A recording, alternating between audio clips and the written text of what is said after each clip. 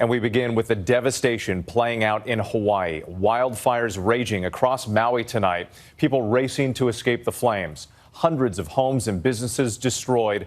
Burn patients flown to hospitals in Honolulu. At least 6 people killed. Visitors asked to stay away. Dramatic drone images of flames burning at night across the landscape. The heartbreaking scene in the historic town of Lahaina, preserved by the people who live there, now watching it burn. Families forced to evacuate, finding traffic on the roads. Some people driving through the flames, watching homes burn. Fire scenes circling the harbor. Some people rescued after jumping into the ocean to escape the flames. And from above, a helicopter pilot's view of Lahaina, shocked at the destruction, saying it looks like a war zone. And tonight, the husband separated from his wife as he tried to protect their home, one of many who live there suffering tonight. We'll get to Rob Marciano in a moment on the rare wind event fueling the flames, but we begin with Gio Benitez on Maui tonight. Tonight, the harrowing race to escape the wind-whipped inferno exploding in Maui. Terrified families desperately fleeing the flames and smoke-filled streets. Homes all around burning to the ground.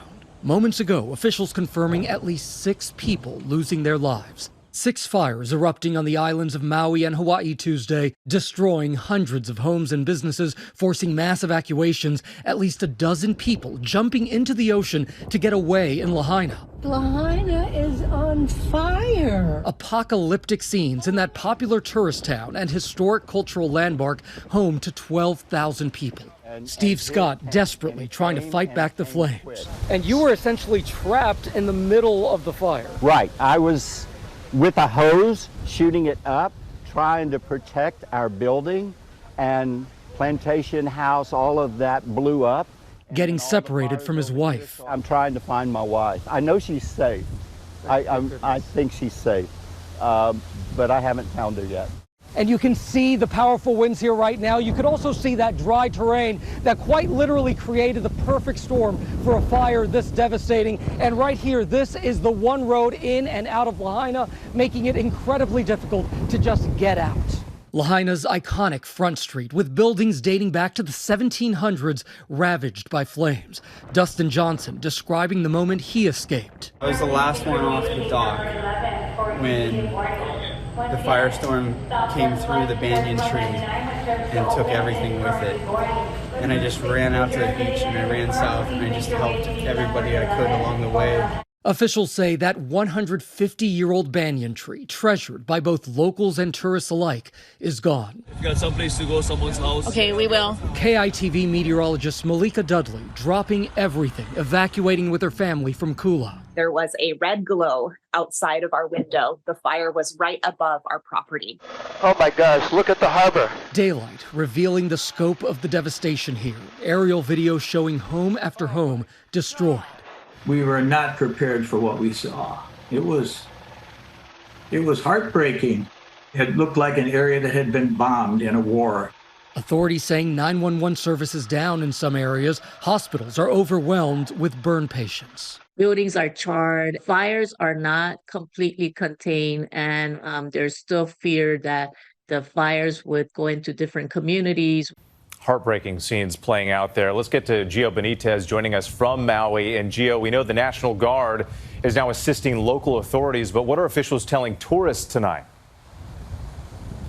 Well, what officials are telling tourists who are here on the island to leave as soon as possible. And as we come on the air here, we know that airlines are adding more flights to get people out of here by the hour. So that's happening. But they are also asking people not to come to Maui because, as you can imagine, resources are very, very limited here on the island. And as we've reported here tonight, hundreds of people are stranded at the airport.